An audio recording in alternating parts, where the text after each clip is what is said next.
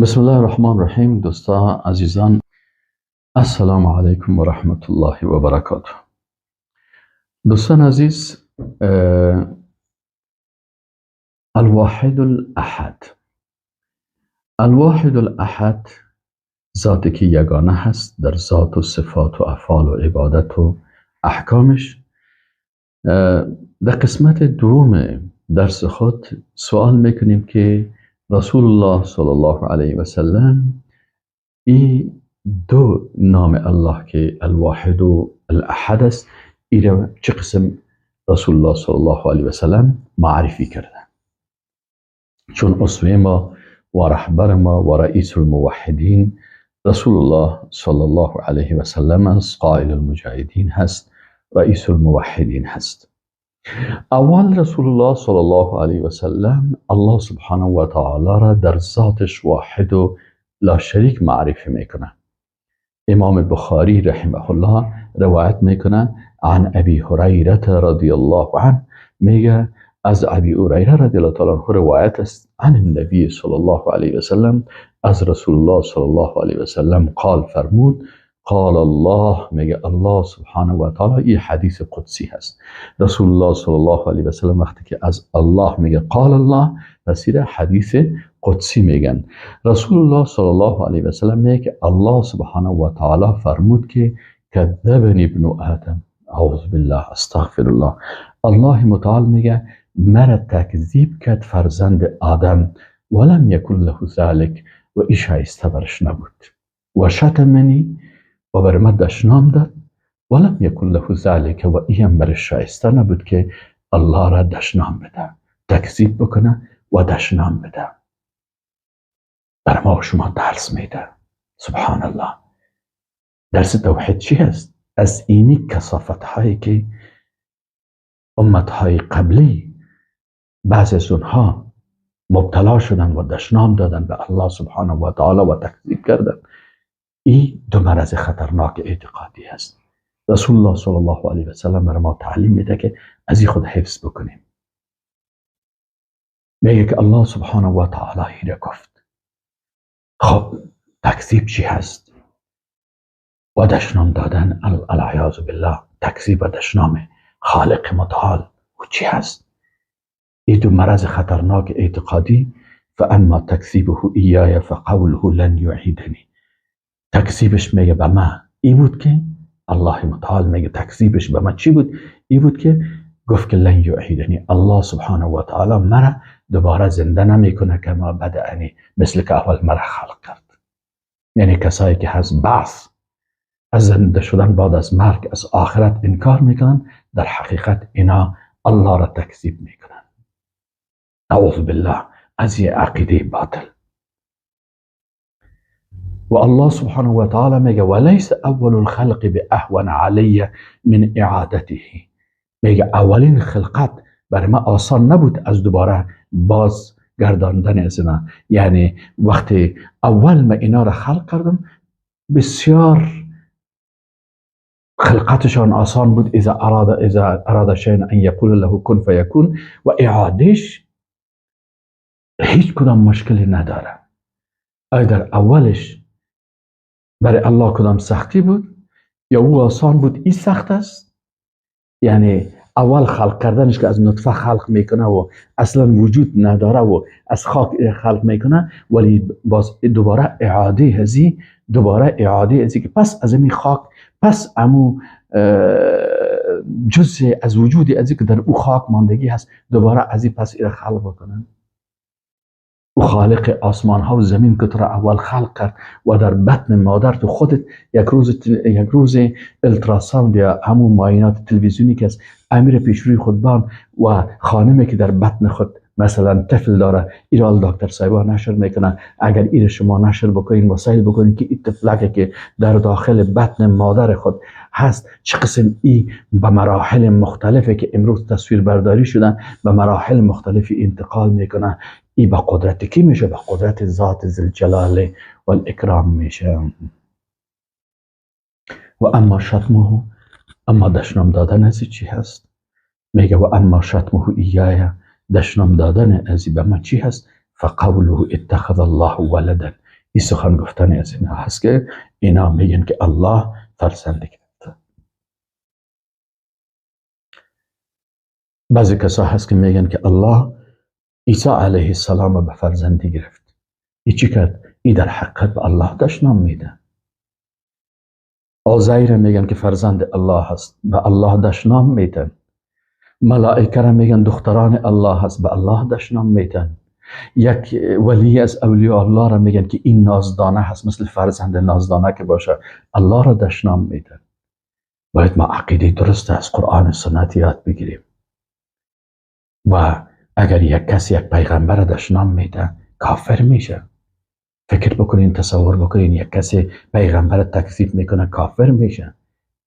اگر رب العالمین تکذیب میکنه، رب العالمین دشنام میده. استغفر الله، اعوذ بالله، اعوذ بالله، اعوذ بالله، اعوذ بالله. اللهم اغفر لي از استعمال این کلماتی که به جلال و عظمت الله سبحانه و تعالی. ببینیم، و اما شتمه ایای فقوله اتخذ الله ولدا، که میگن که الله فرزند گرفته. و انا الاحد الصمد، من ذات یگانه هستم که در ذات خود یگانه هستم. لم الد، من از کسی ما فرزندی به دنیا ناوردیم. ولم اولد، و ما خودم از کسی زاده نشدیم. ولم یکن لی کفوا احد، و هیچ کسی با من کف و همتا و همسال و نظیر نبوده است. سبحان الله. دوم، رسول الله صلی الله علیه و سلم بیان میکنه که الله ذات یگانه هست که در ربوبیت و افعال و صفاتش واحد یگانه هست. در صفات فعلیش و در صفات دیگر صفاتش، در کلش ذاتیش، در کلش یگانه هست. چی صفات ذاتی الله هست، چی صفات فعلی الله هست، در کل زی الله سبحانه و تعالی ذات یگانه هست. رسول الله صلی الله علیه و سلم بر ما معرفی میکنه. امام حاکم نیشابوری رحمه الله روایت میکنه عن عائشه رضی الله عنها. عایشه ام المؤمنین میگه رضی الله عنها، مادر ما و شما و مادر تمام مسلمان ها. قالت، فرمود که کان رسول الله صلی الله علیه و سلم اذا تدور عن اللیل، میگه رسول الله صلی الله علیه و سلم وقتی که شب به پهلو دور میخوردن و بیدار میشدن، چی میگفتن؟ قال، میفرمودن که لا اله الا الله، میگفتن که لا اله الا الله، نیست هیچ معبودی به حقی که ذاتش عبادت شود و شریعتش اطاعت شود الا الله، بغیر از الله. الواحد القهار، ذاتی که واحد است، یگانه هست. القهار و مسیطر، سیطره داره بالای تمام مخلوقات. رب السماوات والارض، رب از ربوبیت آسمان ها و زمین مخصوص از اوست. خلق کننده و حفظ کننده آسمان ها و زمین است. و ما بینهما، و از تمام مخلوقاتی که در آسمان ها و در زمین هست. العزیز الغفار، ذات با عزت غالب. الغفار، ذاتی که بسیار بخشاینده و مغفرت کننده هست. این حدیث نمبر 1980 المستدرک علی الصحیحین است، از حاکم نیشابوری رحمه الله تعالی، و در 2066 سلسله صحیح گفته شده که این حدیث صحیح است. پس رسول الله صلی الله علیه و سلم به این شکل، رسول الله صلی الله علیه و سلم وقتی که شب به پهلو میشد، یعنی از یک پهلو به پهلوی دیگر انتقال میکردن، امی الفاظ توحیدی را بیان میکردن. سبحان الله. حتی در پهلو گشتاندن خواب ربوبیت الله سبحانه و تعالی را بیان میکنه و بر ما شما میگه اینم تا عقیده داشته باشین، اینم تا عقیده داشته باشین که الله سبحانه و تعالی دارای امی صفات است. سوم، ذات یگانه که در الوهیتش، یعنی در عبادتش هم واحد و لا شریک است. در عبادتش هم واحد و یگانه هست.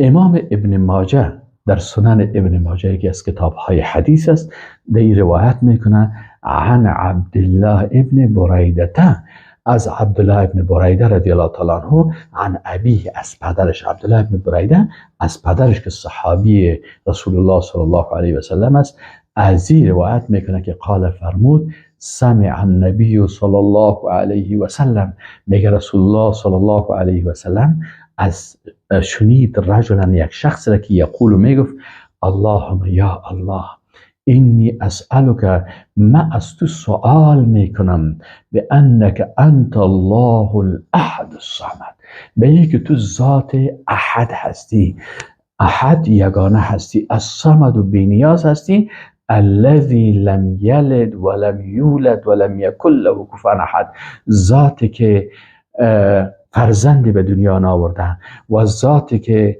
از کسی تولد نشده و ذاتی که هیچ کسی کفء و شریک از او نیست. فقال رسول الله صلی الله علیه و سلم، میگه رسول الله صلی الله علیه و سلم گفت که لقد سأل الله باسمه الاعظم، الله سبحانه و تعالی را سوال کرد به نام اعظمش، الذی اذا سئل به اعطى و اذا دعی به اجاب، وقتی که کسی با این نام الله را سوال بکنه الله برش امو مقصدش میده، و اذا دعی به، وقتی که بمی دعا بکنه طلب بکنه از الله، اجاب الله دعایش قبول میکنه و اجابت میکنه. پس این شخص اللهم میگه یا الله، ای ذاتی که عبادت مخصوص تو هست، انت الله، تو الله هستی، ذاتی که عبادت مخصوص تو هست، واحد و یگانه هستی. سبحان الله. در چهارم رسول الله صلی الله علیه و سلم بیان میکنه که الله سبحانه و تعالی در حکمش هم یگانه هست. امام مسلم در صحیح مسلم روایت میکنه که عن ابی سلمة بن عبد الرحمن بن عوف قال سألت عائشه ام المؤمنین، میگه من سوال کردم از ام المؤمنین عایشه رضی الله تعالی عنها، مادر ما و شما و مادر تمام مؤمنان، میگه که من از این پرسان کردم که به ای شیء کان نبی الله صلی الله علیه و سلم یفتتح صلاته اذا قام من الليل، رسول الله صلی الله علیه و سلم وقتی که سحری برمیخواستن نماز سحری خدا، نماز تهجد خدا، با چی افتتاح میکردن؟ قالت، میگه ام المؤمنین رضی الله عنها فرمودن کان اذا قام من الليل افتتح صلاته، میگه وقتی که رسول الله صلی الله علیه و سلم شب برمیخواستن برای تهجد، افتتاحی نماز خدا مثلا به عوض سبحانك اللهم اینه میخواندن اللهم رب جبرائیل و میکائیل و اسرافیل، اللهم یا الله که تو رب جبریل علیه السلام و میکائیل علیه السلام و اسرافیل علیه السلام هستی، فاطر السماوات والارض، خلق کننده آسمان ها و زمین هستی، عالم الغیب و شهاده، عالم غیبیات و چیزهایی که حاضر ازی هستی، انت تحکم بین عبادک، تو حکم میکنی در بین بندگانت، فیما کانوا فیه یختلفون، در آن چیزی که اونا اختلاف داشتن، اهدینی یعنی انت تحکم، تو حکم میکنی. پس اینجا حکم کننده که حکم میکنه در بین بندگان ذات احد و صمد هست، الله هست. ولی میگه انت تحکم بین عبادک فیما کانوا فیه یختلفون، تو حکم میکنی در بین بندگانت در آنچه که اختلاف کردن، اهدینی لما اختلف فیه من الحق، یا الله مرا هدایت بکن در آن چیزی که اختلاف کردن اونا، مرا به حق هدایت بکن، به اذنک و عز و اجازت، انک تهدی من تشاء الی صراط مستقیم، تو هر کس را که بخوای هدایت میکنی به راه راست. والسلام علیکم و رحمت الله و برکاته.